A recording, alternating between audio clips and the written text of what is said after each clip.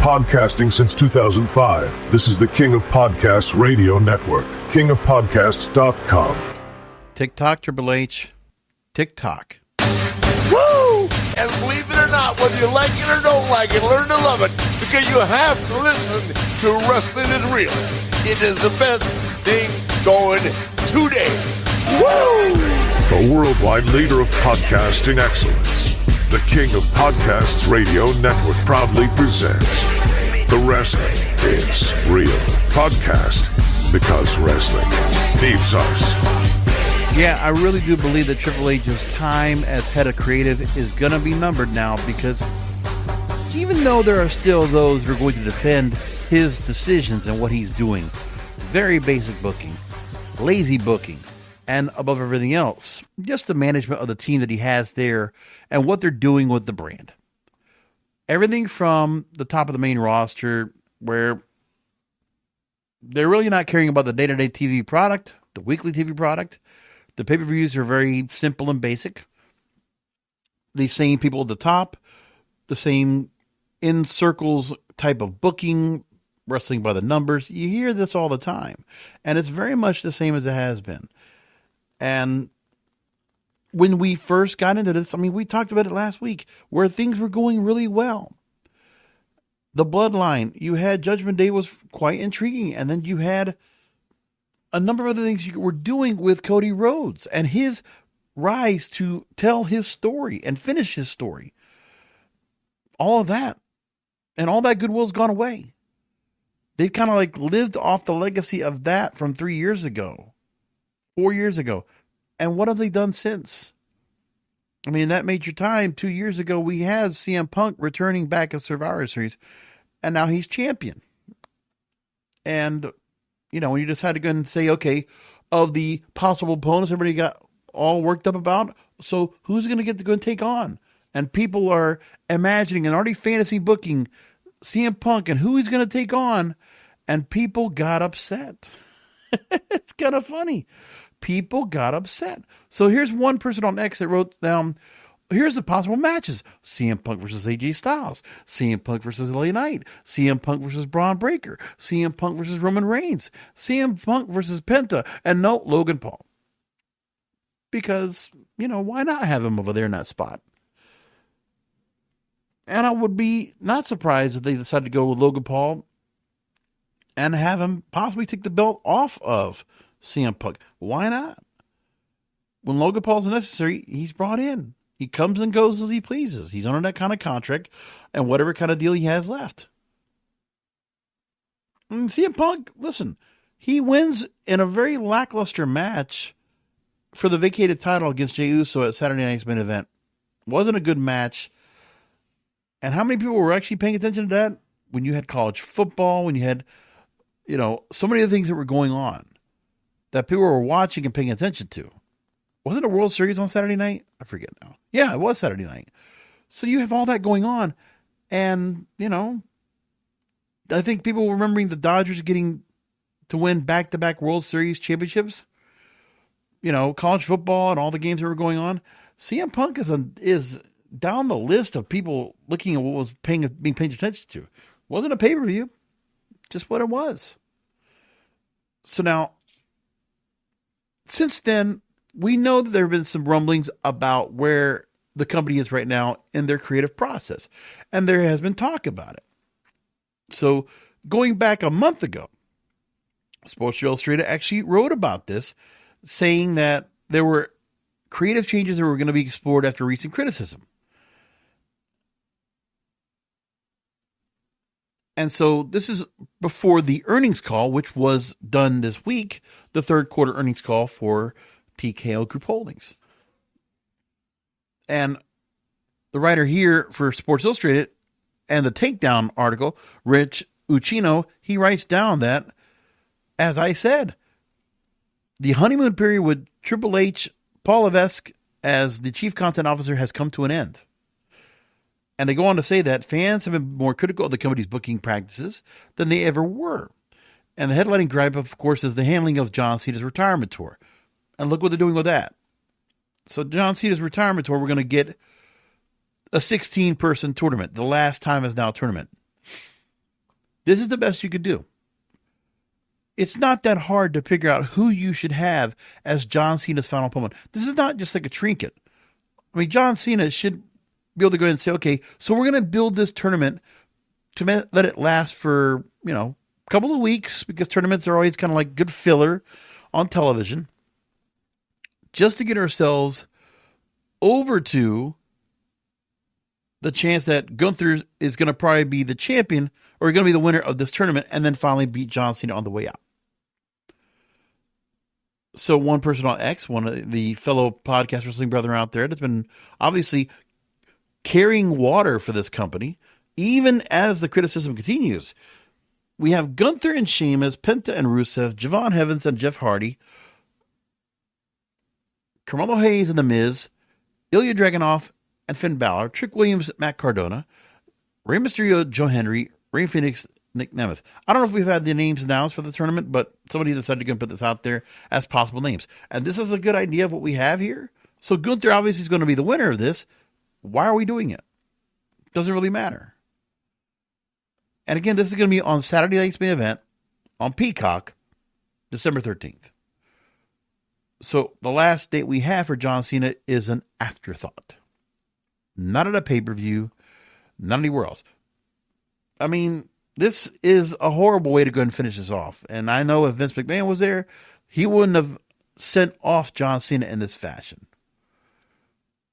The one thing you did that was very intriguing and interesting was the heel turn at Elimination Chamber. That was probably the last time I probably really popped and got at attention as to what this company did, because that was creative. The way they decided to go with it, okay, Rock doesn't want to tell us wholesaling a soul thing. He doesn't want to explain why he got John Cena to the turn. We just see the turn. Okay, we popped. All of us did that night. That's the last time I think I probably had any significant interest in this company, because nothing else they've done since then has inspired me or interested me at all. Nothing. And I think that's been the last thing we've gotten, because WrestleMania was a snore. It wasn't really interesting, not very memorable. And the same goes for the rest of the year. The MFTs, the YS6 on and off. Cody Rhodes getting the belt back. Roman Reigns being irrelevant. Talk about the island of relevancy. That's completely out of the question right now. Gunther was a champion, and he's disappeared since. We haven't seen him at all. We get the Vision and Seth Rollins carrying across the board on Raw, and then he has to get hurt because he's fragile, man. That guy is injury prone. And to put so much time, Triple H obviously has a liking to him and continues to see he's like the top guy there for whatever reason. And now he gets hurt. And of course, the relationships with all the people that are there, the Olympic Village type of deal, the co-ed type of feel over there, and who's being there to do what, the lack of storytelling that's going on right now. When storytelling is just based on, figure some things out that you guys don't like about each other and tell it in the ring. That's the level of storytelling we're getting right now. Nothing that's actually scripted, nothing that's being done as maybe not make-believe. That is make-believe, but maybe we're just going to, add a little something to sprinkle onto it. Add some dramatic, add some heat to it. We don't have any of that. These steaks being offered to us now and being served to us have no seasoning. It's bland. It's tasteless. It's nothing. And dare I say, there are still people out there to the hilt willing to go into film this company on a regular basis. I know I have a very heavy dose of cynicism in me, but even now, I'm not with this company at all what they're doing. AEW, they're kind of just rolling along. They are on autopilot at this point. They've done some things this year, but really, the booking's gotten better. It was much worse last year at this time, but they're basically on autopilot. And Tony Khan just has it set like that. And I think unless he lets somebody else come in and really add some real interjection into the booking, something is going to shake things up that's really different. You got Tony Storm now, and all these folks, Mercedes Moné, you're doing that women's tag team tournament, and That's like a Triple H idea. That's like a WWE idea. I don't know why we need women's tag team titles. Anyways, they're going to do it. It's fine. If it gives the women some time, they're going to do something. Okay, fine, whatever. We'll get blood and guts. We'll still have Death Riders and all the things that are going on with that. The continuing possible growth of the Don Callis family with the Young Bucks, possibly join them with a lot of influence from, say, Okada and from others. Okay. They got storylines. They're just there. They're not necessarily moving the needle much, but at least they're doing something. What WWE is doing right now is just not. That's not even autopilot right now. It's just, we got to serve dinner at this heavy, busy restaurant. We don't care if it's any good. We just have to make sure it's cooked. That's basically what we're getting. And even if it's cooked, it's barely cooked. It's so simple. I don't even know how other way to go and put it. But let's go into the fact of what could be happening now, which, believe it or not, will actually be a positive sign. Because the issues that the storytelling, the creative that WWE has right now is fixable. There hasn't been as much damage done by Triple H or Paul Heyman or Bruce Pritchard and others to completely go ahead and say, okay, that this is not fixable, this is not retrievable, this not can be brought back. It absolutely can be brought back. I mean, we already know, okay, look, you get a new coach in there with a great trove of talent, you can turn this whole season around, like a football metaphor, like a baseball metaphor, like a sports metaphor. You change the coaching, you change the morale in the locker room, you change the dynamic and the aura of the team altogether. Plenty of talent. The production, always great. They have all the elements, all the tools needed, that cliche, they have it to go ahead and get themselves right into the right place. We talked about rebuilding. I said that 2 weeks ago on this program. You build 4 pillars, you rebuild the brands. I mean, you give Raw and SmackDown a new lease on life, and you start paying attention to what those shows need to be.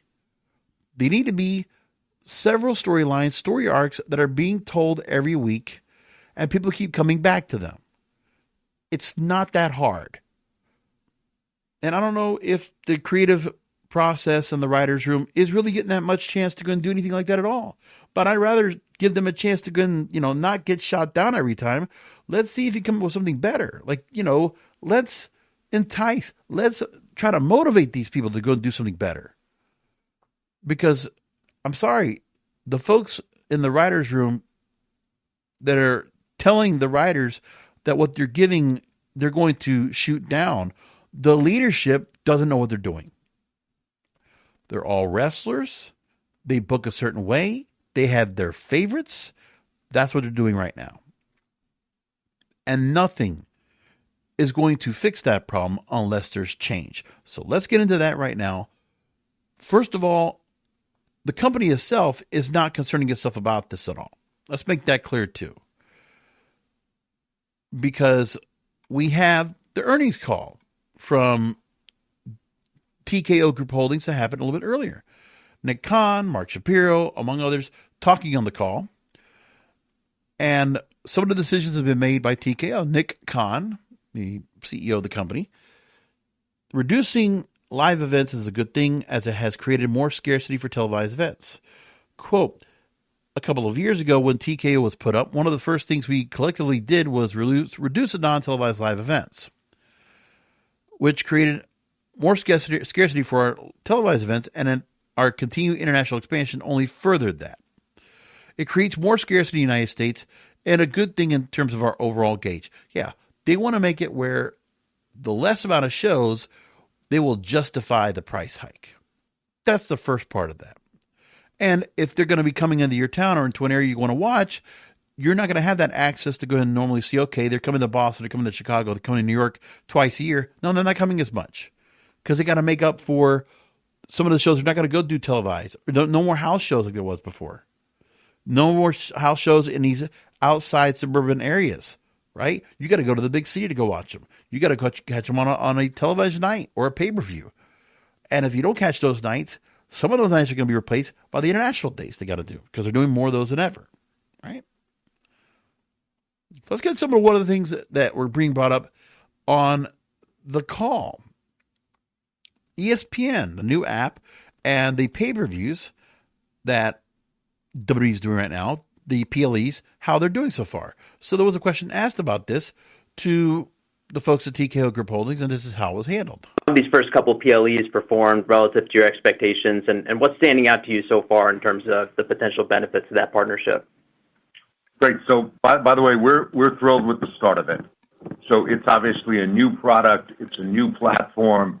If you noticed any of the promotion going into our first event with them, WrestlePalooza, which is a new event for us, which we're really pleased with. You saw wall-to-wall coverage on all ESPN platforms, so much so that on College Game Day, the morning of WrestlePalooza, you had the entire panel, Pat McAfee, Coach Saban, Kirk Herbstreit, Desmond Howard, Reese Davis, all predicting the winner of Brock Lesnar versus John Cena. It was phenomenal. Okay, there's the first part. But again, we're only talking about what benefited TKO Group Holdings from their new deal with ESPN. But really, what did ESPN get from WrestlePalooza or get from what they've gotten so far in terms of any kind of real presence on what they're doing right now? Like, I mean, what have they really gotten in terms of audience? I don't think they've really benefited at all.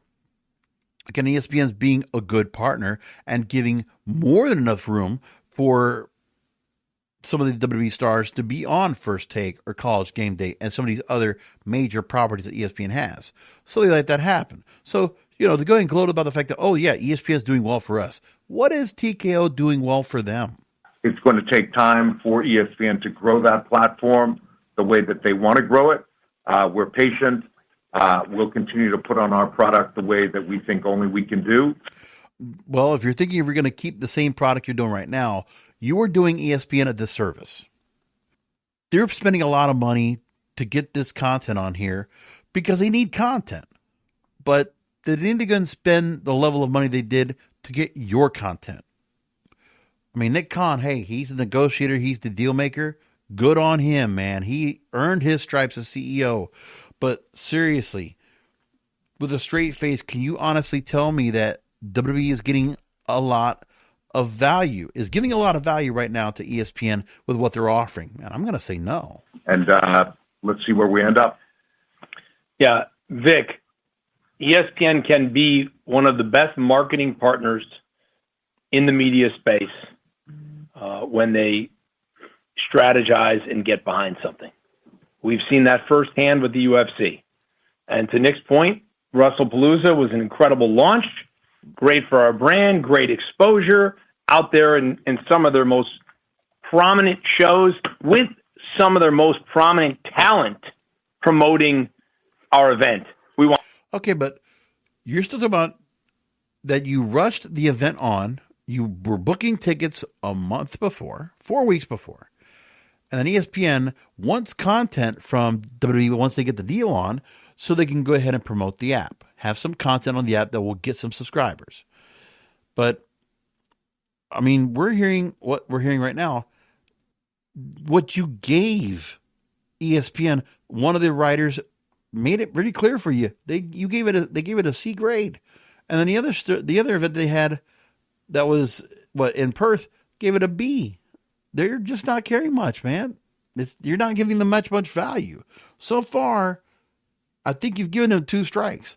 Now, the UFC and the success that UFC had with ESPN, that's an easy transition.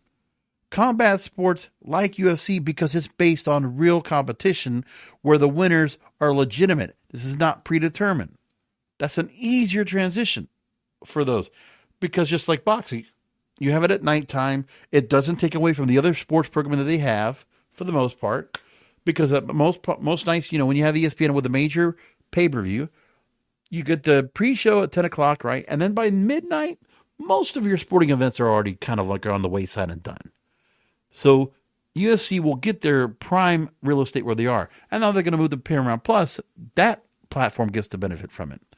But ESPN, they're not going to get the benefit like that with WWE because that's not a same audience. I'm sorry. There's a reason why ESPN never got themselves involved. They might have had wrestling back in the 80s to fill time when they had no other sports to carry on their channel. But even NBC, whenever they carried them, they didn't put it as part of NBC Sports. It was never called that. Fox, the same thing. Maybe they did put it as part of Fox Sports, but I mean, it really wasn't like that. It's like, okay, well, you could try to promote Fox Sports, and Fox did try to promote the same way, and it failed. And the advertising dollars didn't come across as well. And hey, Fox, to their credit, put a lot of time and effort into promoting WWE as well. I mean, but it's the same thing here. The fact that they could get away with this with another deal right now in the same manner, they're only concerned about the fact that, oh yeah, look at what they're doing for us, what we're getting. It's nothing about reciprocation because ESPN hasn't gotten anything from it. There's no bump in ratings. There's no bump in revenue. No bump in subscribers as far as I'm concerned. We'll see what Disney says in their earnings call coming up and see if there's any difference about that. Maybe we're not going to probably learn about that in the third quarter, but probably the fourth quarter earnings call next year. Otherwise, I don't see it making much of a difference. Same thing with Netflix. But ESPN's asked about it. We want to sustain that. We need to sustain that. And I think at the same time, it's extremely important to us, and we're watching like everybody else, to see that as they renew a lot of their distribution partner deals, that they get the ability to authenticate for free. So, ESPN D2C, if you're a so-and-so subscriber, I'm not going to get into, who has it and who doesn't. Some of these folks can just authenticate and they get the D2C partnership for free. So you just carry the app. Right. The thing is that he's talking about the other cable partners, cable providers are going to be able to go ahead and connect to the app, which that has not happened yet. Of course, there's only been a limited amount of cable partners that are allowing people to connect to the ESPN app to catch the pay-per-views. Keep that in mind. So those deals have to be brought together because, again, that only benefits TKO and WWE if ESPN is able to get more subscribers that don't have to pay $30 to get on the app, that they'll get it for free by authenticating the fact they have a cable provider that will allow them the access to ESPN's unlimited plan. That's what they're banking on. This is all selfish, one-way street. All this right here is that. So keep that in mind too. And that's very telling on this call. So it's sustainability. So it's a matter that ESPN, you need to do this for us. You need to get more subscribers to your app to support us. We're not going to be the ones that are going to draw more people to the app. No, we're going to make sure that we stay on top of you, that you get more subscribers on there. You're the ones that have to do the work. No, it's as if WWE is not going to do anything. Oh, they're complicit. They're just doing their job. They're supplying content. They're not supplying quality content, but they're supplying something. So ESPN has to give the distribution. That's your job. Okay, fine. Nick Khan also said in the call that ticket prices, there was a big talk about that. And let's get this part. That, quote, capacity continues to be very high. We've increased prices appropriately with the marketplace. So for the premium live events, Raw, SmackDown, Saturday Night's Main Event, and any ticketed program that WWE has, we remain bullish on it. So ticket prices, they're not going to drop. The fact you're going to be paying, what, $26,000? I forget how much it was again for WrestleMania over 2 nights. Some ridiculous amount. Tell me about it. I mean, who's got that money to go to Vegas for that? Imagine if somebody decides to go front row seats to go to WrestleMania for both nights and they decide to gamble. Easily leaving Vegas with $40,000 less. I would not be surprised. Now, in the meantime, with all this gouging of prices, with the new deals brought in, and what TKO has been able to do with other acquisitions, report a revenue increase from the side of the WWE of 23% to $402 million. That's for second to third quarter. Okay, so even after WrestleMania, they even made more money than they did after WrestleMania. Higher ticket sales, increase in insight fees, and also having the first 2-night ever SummerSlam and WrestlePalooza. So all that right there made them a whole lot of bucks. Which is important for TKO Group Holdings. The fact that, in the normal case of WWE, third quarter and fourth quarter would not be their most profitable times. But TKO, in order to make their money, in order to cut the debt that they got from buying the UFC, they have to make sure that their earnings are going up and up every quarter. So for them as a company, they're being very responsible to the shareholders. They are making money every quarter. There's not light quarters. Quarters are not performing as well. No, they're trying to continue to go up. And of course, their stock price continues to go up as well for that, which is what they're trying to do. It makes sense. Now, let's get into the weeds of what they've actually done with it so far. And I'm going to take from Hollywood Reporter, which I'm sure some other fellow podcast wrestling brethren will not go into and describe, but I just want to make this point. I know I mentioned we're going to talk about Triple H, but we need to talk first about what the company's doing and then realize where this company's going to do what they're going to do. But to sustain the amount of money they're making, they're doing the things like the higher ticket prices, the extended amount of pay-per-views, double shows, or double, back-to-back night shows, things like that are obviously making more for them. But that type of work on how they're maximizing the pricing, limiting the amount of events they have, they're doing a thing where eventually the quality of the events have to get better for them to continue to make money. The merch, the shows themselves to keep people to come back, retention, and continue to keep getting that fan base to come across. Also take care of their TV partners to make sure they're also being met, whatever expectations. That has to happen. But they got a number of problems. So let's get back into the whole part of the earnings call, because I want to make sure you know that TKO is doing just fine. But eventually, Triple H and what he's been doing right now is not going to hold here. By the way, I don't believe Triple H was on that call. And I believe Triple H has been on other earnings calls. This was Nick Khan and Mark Shapiro. I don't believe anybody else was on the call. So Triple H not being a part of this? Nope, he was off doing something else. Something about that's very telling. So with me, Triple H is not involved in the day-to-day side of the business side. He's focused on the creative side, and it's not doing well. Could be a lot of reasons why, but I think there's a lot of banality, a lot of senility going on in the bowels of creative there in the company, because you got a lot of old minds that don't have any new ideas. And they're not even trying to go and rehash new ideas now so much anymore. They're just keeping it so simple. So overall, TKO Group Holdings, they cut deals in the last few months. $7.7 billion for UFC with Paramount, $325 million a year with a deal with ESPN for WWE, new rights deals for Professional Bull Riders Tour and Zuffa Boxing. By the way, those two are going to be a part of Paramount's sports package as well, Paramount Plus.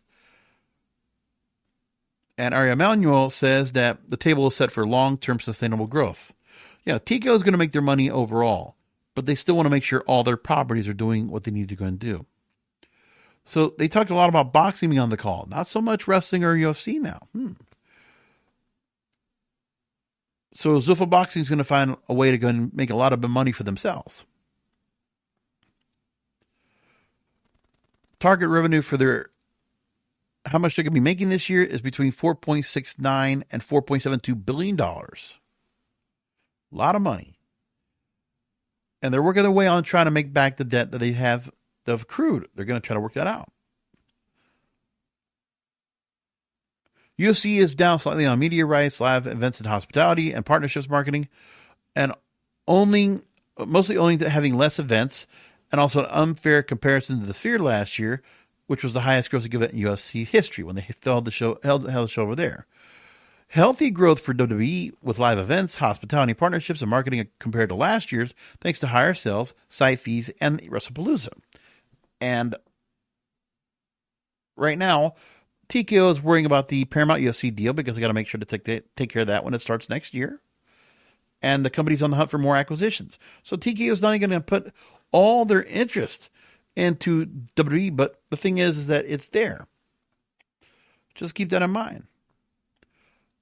Now, let's get to Triple H and what he's doing. So he spoke with the folks of the All In podcast. And he's been out there doing the rounds, excuse me. And another story from Sports Illustrated talking about Triple H comparing the booking style of WWE to the Marvel Cinematic Universe. Well, I hate to tell you there, Triple H, but we're not booking Avengers Endgame right now. And to go ahead and compare the Marvel Cinematic Universe, which has been dead for the last, 3-4 years? Maybe more than that. Even before COVID, Marvel hasn't been doing as well. The last one they really did well was Deadpool and Wolverine, which made $1 billion. But let's talk about anything, the Marvels or Fantastic Four or Thunderbolts. They all tanked this year in the box office. I don't think anybody's talking about Marvel at all. Not even on the side of Disney Plus. What, with the paint? No, sorry, with the, I don't think you're going to talk about that. Not really. Not much. So, let's get to the point.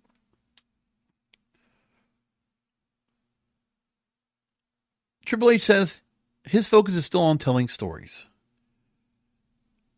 Now, he spoke with the All In podcast saying about the booking strategy and saying it's more akin to the Marvel Universe.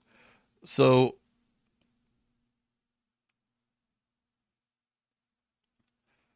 I'm going to take for the All In podcast at the All In Summit it was, where they spoke with Triple H, and he's being asked here about the competition they're having right now on television.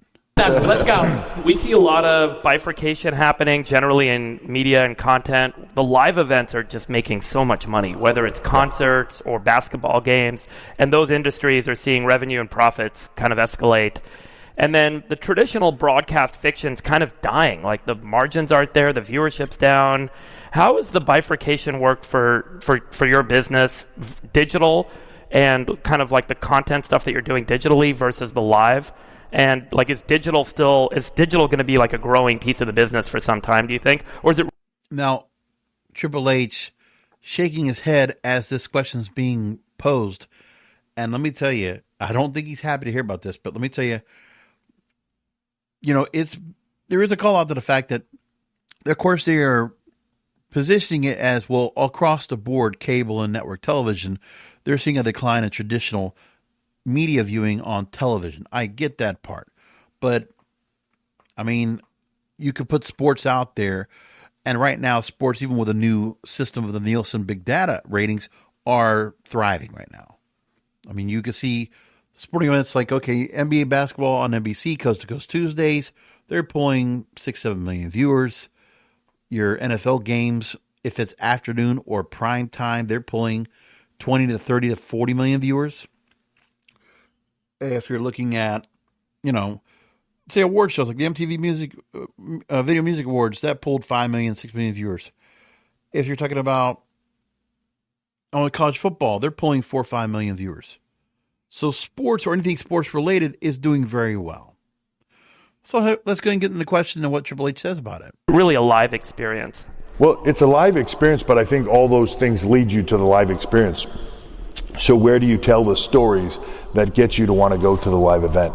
We tell those stories across digital platforms. We have right around 1 billion social media followers across the globe. We're one of the largest social presence. I'm not a stat guy, so I'll screw some of this up. But by the way, we've heard that 1 billion social media followers back when Stephanie was head of chief content officer, correct? When Stephanie was in charge of areas in that respect, it was the same thing. And, that's wonderful. And the excuse of not putting the content over on television, it's like the Disco Inferno kind of thought. Oh, all your fans are on social media. Really? So, as I've said before, so we're not going to go and take care of the couple of $1 billion of revenue that are being received by your television partners for USA Network and Netflix. We're not going to tell stories on those platforms. We're doing it on the digital platforms. He's even saying it out loud just like that. We're using the digital platforms, the social media, to tell the stories. So in clips. So it's nothing to do with making sure the stories are coherent and presenting the clips or presenting the actual whole storyline on television and then clipping it down and putting them into clips. No, we're doing it backwards. Does that make sense to you? It doesn't make sense to me. It does not compute. So the social media is the priority, according to what he's saying right here. Number one YouTube channel across all sports. I'm not sure where we're at, but we're in the top 10 of YouTube channels across everything. Now, once again, I've said this before. What kind of money are you making by having all your content being available on YouTube and for people to watch it on YouTube? And if people are primarily finding anything that they're going to watch that is WWE related on YouTube, you're only going to make the ad revenue that goes there. It's not money that's going to be shared with your broadcast partners. It's what you're making. And how much are you making compared to what you can be making through the broadcast partners and advertising? It's a lot less. I don't know, what, half? A third? A fifth? You're getting peanuts for what you're getting on the YouTube channel and what you're getting off of that. So what, you're content creators now? No, you're supposed to be producing television. You're not supposed to be producing content. The television product allows you to create content for the social media. It's supposed to be the other way around. But Triple H, I don't think, understands this. And I don't know who bought him into this idea, but he's here thinking about it. And I'm sorry, he's not being very coherent right here. I don't agree with what he's saying. And he doesn't know his stats. He's kind of just winging it here. And why he's being allowed to do that, I don't know why. Our social presence is second to none. Do those monetize on their own, or they do monetize, but we also see them as drivers to everything else, right? So our products now, Raw airs domestically in the U.S. on Netflix, but is viewed globally on Netflix every place else, right? So outside of the U.S., Raw, SmackDown, all our shows are on Netflix globally. Okay, the drivers should be to the television. It's not even up for discussion. You're supposed to get your TV product up and going as the primary source. Now, if you have certain things that are going on the TV product and people flip in and out of it, that's fine. And if you want to catch them back up, yeah, they can go and find it on social media. Find a clip. Maybe not give them the whole clip, huh? Shorten it down like you used to. See, the way it was being done before Triple H took over, even when Vince was around, okay, into the 2010s, it was done properly. You still got to watch the TV show to really know what's going on. And then you catch back up somewhat from social media. But to think you're actually encouraging that the loyal fandom, this juvenile delusional fandom, do not watch the television product. You're basically telling them, don't watch it on TV. Watch it on social media. And that's it. I mean, you're going to be lucky if you get to go and see it where, okay, I can tell you that first and foremost, most of the clips I see on social media for WWE are not from the proprietary WWE website.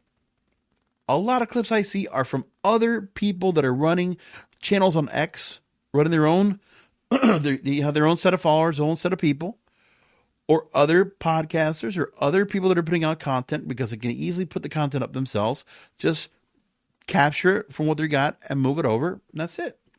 Or, if people are watching randomly on a Twitch stream, remember, you're also losing who could be watching on television because they're watching on a Twitch stream. They're watching a follow along. And that's taking away from them as well. Those people are not watching the advertisements. They're not watching the full product. They're barely even involved. They're second screen viewing along with the content creator who's entertaining them while the show's on. And keep that in mind too. So the content creators on Twitch, who you try to give a platform to, they're the ones that are kind of filling in the gaps and trying to entertain the audience that they have while you have the wrestling product on, because there's so many gaps in it. There's not much story to tell. So people are just casually watching. That doesn't work either. You're taking away the fact that you could be doing something more to get people talking about it. And I've seen these Twitch streams. Are they even really talking much about like what the storyline is and getting into it? No, because there's no storyline to talk about. They're talking about the interest in the wrestler and what they're doing, and they're kind of just fantasy booking themselves. So that's Triple H's idea too. Oh, well, we'll let the fans kind of like they can go ahead and decide how they want the story to be, like their own creative story. Okay. This still, the way he's presenting the fact of the strategy that's done here, you're telling me that TKO is okay with this? That you're not leveraging or giving any real value back to these deals that TKO Group Holdings made for you. You are catering to YouTube or X or Instagram or Facebook. You are not catering to ESPN or to Peacock. I mean, maybe not so much anymore. You're not catering to USA Network, and you're not catering to Netflix. What are we doing here? I just want to make that point known. It's backwards. It's ass backwards. Monday nights on Netflix globally, Tuesday nights NXT, which is our sort of AAA baseball or our college football, if you would. That airs on the CW cross broadcast. But of course, we continuously add main roster stars over there. We had the whole thing with AAA and the new mixed tag team champions with Chelsea Green and Ethan Page. And Chelsea Green and Ethan Page being featured first and foremost on NXT. Don't tell me AAA. Don't tell me developmental. Okay? I haven't even gotten to the whole idea, which I could have talked about that as a whole subject this week, but I'm going to probably table it till next week. I don't know what I'm going to do. About the picture we saw about all the AEW wrestlers now holding titles. And the idea that, I could get into something more to it, but let's just make it basic. The Ring of Honor product that was out there that Sinclair had, and all those stars that were working on the Sinclair era of the brand, from Adam Cole, Kevin Owens, Sami Zayn, Daniel Bryan, all those stars that got picked off and kept, exiting because there was no money in Ring of Honor to go get paid and work in the NXT and then work on the main roster. So the same thing's happening here with any of the stars they can be able to go and pick off from AEW, that for whatever reason, those free agents come across, contract lapse, or some kind of conflict that goes on with them. When it comes to Cody Rhodes, contract was done. He wanted to go back anyway. Okay, with the blessing. When it comes to Ricky Saints, it still comes to the fact that, okay, the conflict with CM Punk, that's where he was like, bad falling out. He's out. Rusev, contract lapse. Jade Cargill, contract lapse. And she wanted to go to WWE anyway. Blake Monroe, contract lapse. And she wanted to go to WWE, right? So there's just that part where some are eventually going to go over, but it's all about the fact that the stars are putting belts on. It's not so much their homegrown talent. As always, the homegrown talent always gets a back seat. Some of them are getting something better. They're getting something, but it's not even like it was. Instead of having them do anything on NXT, they might have gotten the chance to be champions over there, but this AEW exodus of some of these stars moving over, they're taking up the belts. So the belts that these homegrown talents are going to have, they're not even on WWE programming. They're going to TNA because they put them over there, or AAA because they're putting them over there. So anyway, let's get back to Triple H. Talk about all these different platforms that they're not catering to. Friday nights we're on USA. with NBCU still. We have Saturday night's main event on Peacock. We just does your audience still have an affinity for live? Are they still big into... 1,000%. So our biggest events are PLEs. We just did a game-changing announcement where we're moving them over to ESPN here starting up. And, nobody does... Oh, we're just starting them up. Triple H, you've already had 2 of them already on ESPN. It's the way he says it. It's like, oh, so the deal hasn't started yet. What are you talking about? Are you using the same talking points you had from like 3 months ago? Come on. And 1,000%, is there an affinity for live viewership? But yet SmackDown, yeah, sure, it was Halloween night. Sure, there was college football, and there was also World Series action. The lowest rating they've had in the history of USA Network for SmackDown. Under 1 million viewers. 993,000. Of course, there might be a little bit of bump up back to 1 million once again, but we're not surprised that they dropped under 1 million viewers at once for something like this, but they did. Affinity for live viewership. No. That's a lie. But it doesn't matter to him. He's just going to go along with it because it's senility. It's just, or ignorance, or just being stupid, or a mixture of both. Large scale build to events like ESPN does, so that will be massive for us. We've always sort of... By the way, so ESPN's going to be the one that's going to do the heavy lifting for them to promote. And what are they going to be promoting? The same stuff they've had over and over. CM Punk, Jey Uso, and, whatever else. I'm just saying, it's as if, it's not like we're going to do anything special to help ESPN out with these premium live events. We're just going to put that 5-match show and, 2 hours, and let's just see what happens. Not much fanfare, nothing really predictable or crazy happening. Maybe we'll get something that'll get a pop, but that's pretty much it. Again, Triple H, in this realm, it's like, oh, everybody else is doing the work for me. I'm not going to do the heavy lifting, right? I inherited this 3 years ago. We're off to a good start, and now he's living off the legacy of what he already did, right? The legacy of what he did in NXT, I guess, which, ended in the fact that NXT still got beat pretty handily when they were forced to go on Tuesday nights, forced to go live up against AEW Dynamite to go ahead and take them down under orders of Vince McMahon, and they failed. But Triple H failed forward. Okay? He didn't get demoted. He failed forward. He got promoted up. Like the good nepotism that he's in. And look what he's done right here. Again, living off the vapors of whatever kind of success that he had in NXT and when he took over for Vince McMahon, when Vince was pushed out. Back to Triple H. Sort of been in the forefront of that. When WrestleMania started, it was closed circuit. We pioneered... I can't hear him talking about this kind of stuff. This is like ridiculous. But anyway... The fact that he says that the Marvel Universe part, I want to get to that part here because I still can't believe he actually said that kind of thing and the way he kind of said it. And it's like, okay, was it in here that he actually said this? I just want to make sure I got that part. If he actually said this here, and I'm going to find this here if I can find it. Let me see if we can go into this.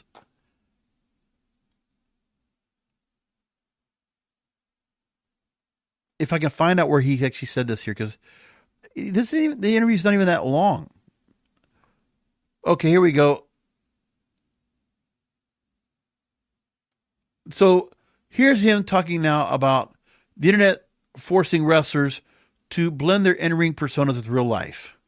So he's saying that the internet caused gimmicks to not be passé, that they're antiquated now. So we can't have gimmicks. We can't have something that might not represent the person that they are, but they are representing themselves and taking this character all the way to 11. Turning the volume all the way up. We're not even doing that. We have to make them real life now. Again, we've seen that now prominently all across the board with all the changes of any gimmicks that were around and getting rid of them, or stripping away gimmicks that were brought in for wrestlers as they came out on the main roster. Well, here's Triple H talking about that. How do we tell it? And who here of these other talent can have a story that goes against your arc to combine with their arc to tell a great story, right? Once we start to riff those things, today's world is different. You go back, 40, 50 years, Ivan Koloff was a Canadian guy that played a Russian because we were in the middle of a Cold War and it was the easy thing to do, but you couldn't do that character now because the internet would go like, he's from Canada. Right? It doesn't work. They know the truth. So today you have to sort of blend who you are, real life, with the character that you play and sort of blur this line of the fourth wall of, was that real? Or do these guys really not like each other? Or is that really, while you're putting it together backstage, we're all agreeing on where we want to go. Okay. So we're blaming the internet for the lack of gimmicks or personas or any kind of kayfabe. It's the internet's fault. And we're going to use the internet as the excuse for us to get this bland product that we get on a regular basis. I tell you what, man, this is funny. And I guess people are out there going to believe what he says. They're going to follow along with it. That's amazing. And that kind of thought process, you can't go along with that. Okay, so he has excuses for everything, and he has this whole thought that, I'm just delegating. I'm just the CEO here. I don't have to really do the work. I could go and go along. I can go away for Raw a day and this and that here and there. I'm not directly involved. And that tells a lot right there, because Vince McMahon, obviously his baby, he is so concerned about what the product was. That guy could not take any time away from anything. So the thing for him was that Vince McMahon, his responsibility, his legacy is always on the line. So he gave a damn about what he did. Was it always perfect? No. But you could tell his passion. He cared about what happened with the shows. He cared about what happens with his company. But Triple H doesn't have that authority because he doesn't have ownership in this. He doesn't have a real significant stake because in the TKO realm, he's just a cog in the machine. But he's here because he has to work with the wrestlers because he has a rapport. He has to work with the creative because that's where he was. I don't know what to tell you. He doesn't have any real interest in this. So let's keep this clear too. Eventually, Stephanie and Triple H will not be with this company for long.